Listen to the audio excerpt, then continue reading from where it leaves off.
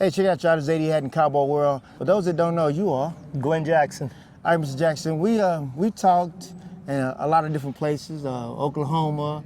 We talked in Cheyenne, breakfast, and Oh yeah. we talked. I mean, you've been very, very informative on helping me grow Cowboy World. For those that don't know, just give us a little background about yourself and you being from Texas. I'm originally a Texan. I'll always be a Texan. That's first and foremost. I live in Oklahoma now, but I'm a Texan. Yeah. So when you came up in rodeo, like, who inspired you, for your family? As far as my family, they was team ropers and bulldoggers, and I didn't want to follow in their footsteps. I wanted to rope calves, so I just ventured off, and I got around guys, Calvin Greeley, Willie C. Walker, Pee Wee Pelican, and then they kind of helped lay a foundation, Cedric Haynes, and I ventured off and found a lot of different styles and combined them into one. Wow, that is amazing. Growing up in South Texas for its calf roping, I understood that y'all could pretty much rope any day of the week as a jackpot. Absolutely. You growing up, did you saw that? Absolutely, I was a part of it. It was a great era. Actually, my parents told me I didn't need a part-time job growing up because I should be able to win more than a part-time job with pay roping calves. Wait a minute, stop it. Are you for real? Absolutely. And when you put pen to paper, a part-time job is 20 hours a week, $7 an hour. By the time you pay taxes and fuel to go back and forth, if you couldn't win more than that roping during the week, you needed to hang it up. We had somewhere Monday, Tuesday, Wednesday, Thursday, jackpot on Friday, rodeo on Friday night, rodeo Saturday, rodeo Sunday. Wow, yeah, that was a lot. Oh yeah. Yeah, that was a full-time job for real. Oh yeah. Some of the guys that were out there doing it in the same capacity, can you remember some of those guys? Well, it was the era before me, Okay. that kind of paved it, and that was the Bubba Brown, the Robert Garys, the Dexter Graces, Dana Williams, James Collins. That's how you senior, right? Yes, James Collins Sr., David Walker, those guys. And that was my roping was a combination of all those. Wow. When you would come up, did you have the dream of wanting to be the NFR calf roper, or what was the height? My goal roping calves was to make money. I wanted to be a money roper. Okay. When I showed up, I wanted those guys to respect me. And it was NFR guys floating around our area, Tony Reyna, Clay Kearney, Fred, Joe, Ricky. It was guys around. I wanted their respect more than I wanted to make the NFR. Wow. That is amazing. You already said that it was a combination of guys that kind of influenced you. Absolutely. What would be the era that you come up in? Like, give us a ballpark figure of the time era. It was mid to late 90s. Okay. Mid to the late 90s. But you're still going right now to this day. Oh yeah. So give us some of the highlights of your rodeo career. I mean, besides anything else. They're all highlights. When it's good, and they're all highlights. When it's bad, you chop it up and life goes on. All right, so, okay, well, let me put it like this here. As far as your accomplishments, as far as the CPRA finals, I mean, what type of finals that you hit? I made the CPRA finals, the UPRA finals when I lived over in Texas. Now, the last 15, 20 years, I've made all the amateur finals over at Oklahoma. The IPRA finals, which would be like a minor leagues to the PRCA. Okay. I made their finals. Okay. So if you had to say something for as your rodeo career, you've hit some of the pivotal points of being respected as a calf roper. Oh, I would say that. Yeah. I would like to think so. Yeah. So I mean, when those guys talk about calf roping, the ones that you mentioned, they mention you. That's just maybe it's just luck. I was just lucky or something. All right, so then you transition a little bit for as getting into acting and stunt and doing stunts. How did that happen? Well, they actually needed a black cowboy to double Denham Richards in a Indian documentary. Okay. I doubled him there, then I followed him to Yellowstone, and it just took off from there. Wow.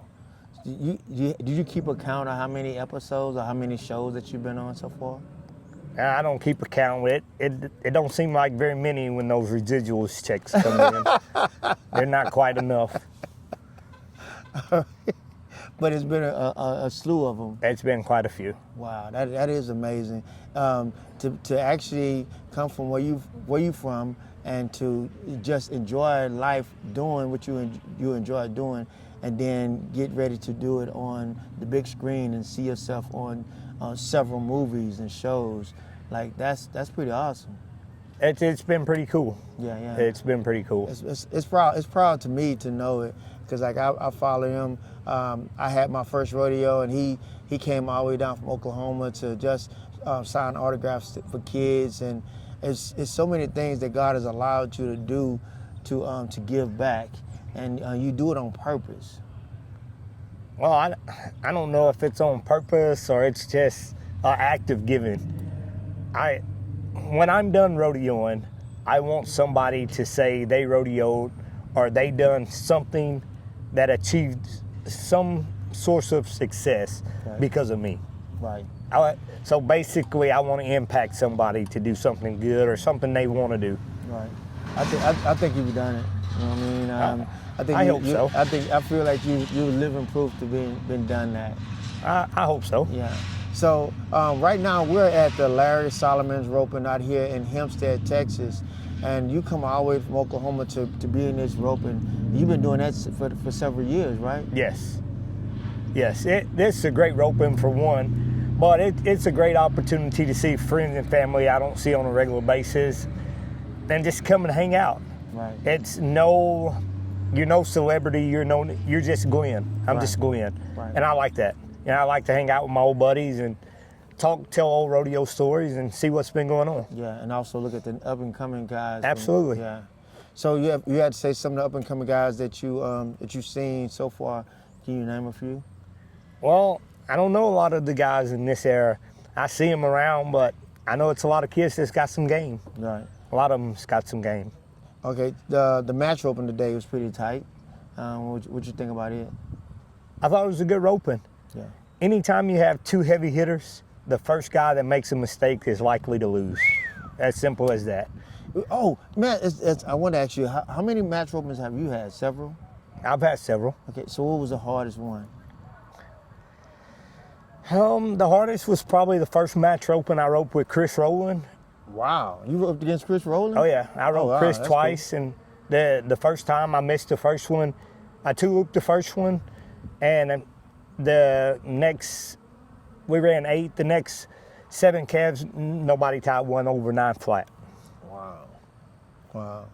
So that was the hardest one. Yeah. Because it was like because I was trying to. It's like you're trying to come back, but you don't want to default. Okay. But you're trying to make up ground. All right. So that was one of the hardest ones. Yes. What was the most exciting one? Do you have one that was kind of exciting? And no, not so much to be exciting, and I'll tell you why. Okay. For a guy to say a match roping was exciting, that would be disgrading the guy that he roped. And it don't work like that. Match roping can go either way at any given day. Right. And my opinion is, if you rope somebody you think you can beat, you shouldn't rope them. Jeez. And if you don't think he'll be competition, you shouldn't rope. Right. You want to shoot for the stars. Exactly. Bad. Well, that makes a whole lot of sense. Oh yeah. When you coming up, was that a thing to do to want to be able to match rope someone? No, it wasn't really a big thing. I didn't have a whole lot of match ropings growing up, and because I would take it personal, and it would be a good way to lose a friendship because I wanted to win, I needed to win. Yeah. And it's like a fight. Right. It ain't no rules. You win. Yeah. So the main thing was, you want to hang around the winners. You want to be, you want to roll with the winners and be one of the winners. Absolutely. Yeah. I've done some podcasts early on with a lot of guys that talk about you growing up with them, or they growing up before you, or whatever. Like Levi and Will, like they talk very highly of you for as a cowboy. I mean, I don't know. I would say, man, growing up, you would consider to be one of those cowboys. I think that I was very fortunate to be put in a place in life, being my family had a rodeo company and I had all the access to do whatever I wanted to do in rodeo. Right. So I was very fortunate. That doesn't mean I was no better than nobody else. I was just very fortunate. If you had to say something to the next up-and-coming cowboy, and even to yourself as a younger cowboy, what would you tell yourself?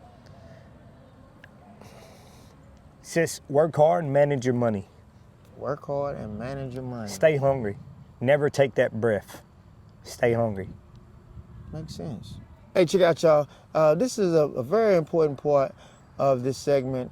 We talk about rodeo arenas and talk about the Jackson family, Macbeth, Texas rodeo arena.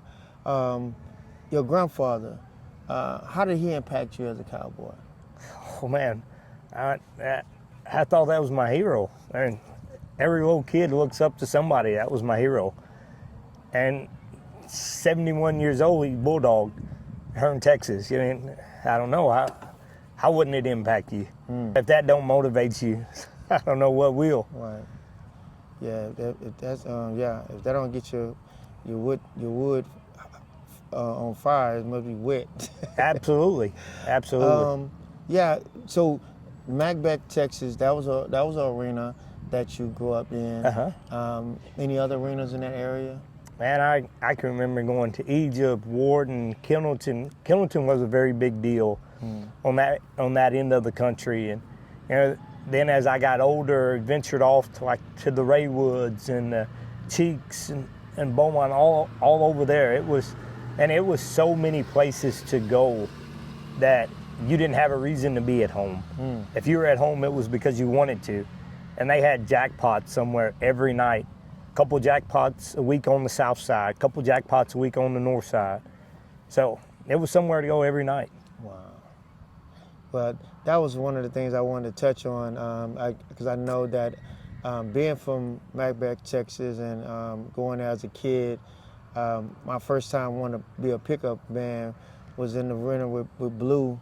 He said, "Come on in the arena." And I went in there, I had a little trail riding horse, and I walked in, I rode in there, and that bull coming, I turned around and said, "Man, be out of here." Speaking of Blue, or Leon Woods, that was actually my godfather, but that guy was a big impact. Although he didn't rope calves, he taught me a lot about horsemanship. He was the very first guy to teach me that a horse should move in 6 spots: shoulders, ribs, hips on both sides, and that was a big thing. Right. He was a cowboy's cowboy. Absolutely. He was no joke. He was, people that don't know, he was the cowboy in cowboy world. So, shout out to, rest in peace, Leon Woods. The older guys like Leon, do you have anybody else that you can mention that was impactful? Absolutely. Doug Armstrong. Okay. Willie Sanders. There was a lot of guys back then. Yeah. Melvin Glover. Yeah, definitely Melvin Glover. I'm glad you mentioned Mr. Armstrong. That was pretty awesome. He was amazing. Armstrong. Yeah. Oh yeah. To give someone a list of the guys that inspire me would be impossible, because I would definitely forget people, and it would almost be an insult, because it was so many guys that played a part, whether they roped calves or not. For example, when I was a kid, I'd always ask my parents, "Hey, can you park on the side of Bubba Brown?" I watched the way Bubba combed his horse, saddled his horse, because he always kept his horse clean. He always kept his tack clean, his saddle, and this and that. When we got to the rodeo, I'd run to the fence and I'd watch Greg King because he was always dressed really sharp to the T. You know, when the roping started, I'd go run behind the box and I'd listen to Robert Gary because he could always figure out the money and he'd always figure out what the start was. You know, and then you had the Dexter Grace that the start wasn't so much of an issue because he could use his long rope so good.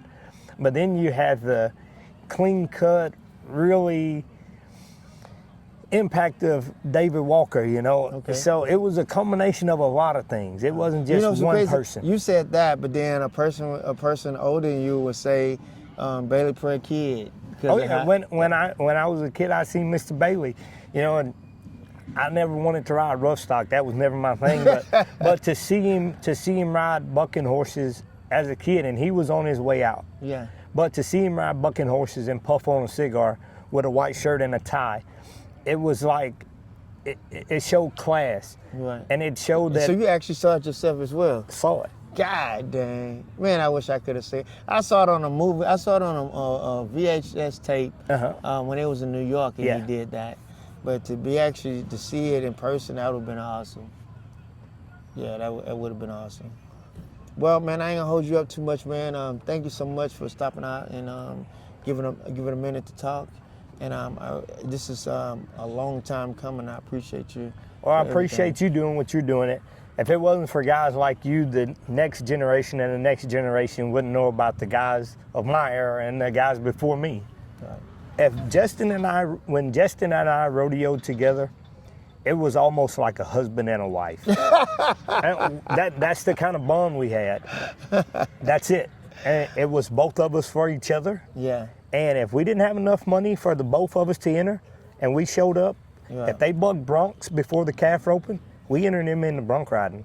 If they bulldog before the calf roping, we entered them in the calf roping. You know what's so crazy? Bulldogging. That's showing the unselfishness of family.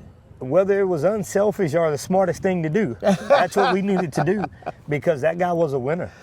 Wow. I mean, that's it. He was a winner. He was good at everything he done.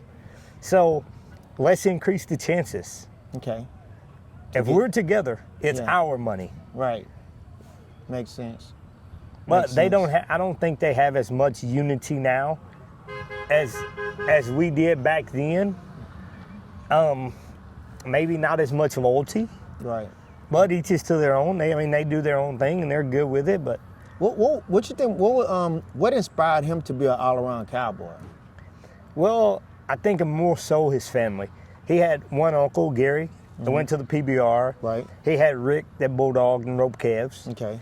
So he just wanted a combination of them all. And then Skeet. Uncle Skip. Skip, he roped, and Brian, you know. And then his dad's side of the family, they rodeoed. Right. So it was a kind of a combination of things with Justin. And he was one of them guys, if he was going to do it, he was going to give you 120% every time. Every time. And I'm not taking anything away from anybody, but because before Justin's era, it was Reg McCullough, it was Brother Gilder. They worked both ends of the arena. Justin, in my opinion, was one of the few true all-around guys. He worked both ends of the arena, and at a very high level. You know, what a lot of people don't know, and I would have to go back and look, but it was one year there that Justin was winning the Linneman Award in the PRCA. That's the guy that wins the most money on both ends of the arena. Come on, man. You don't see that nowadays. He told me, he said, man, don't enter me no more. I'm going to the bull ridings. I'm done rodeoing. I'm going to bull ridings. He just quit entering the pro rodeos. Wow.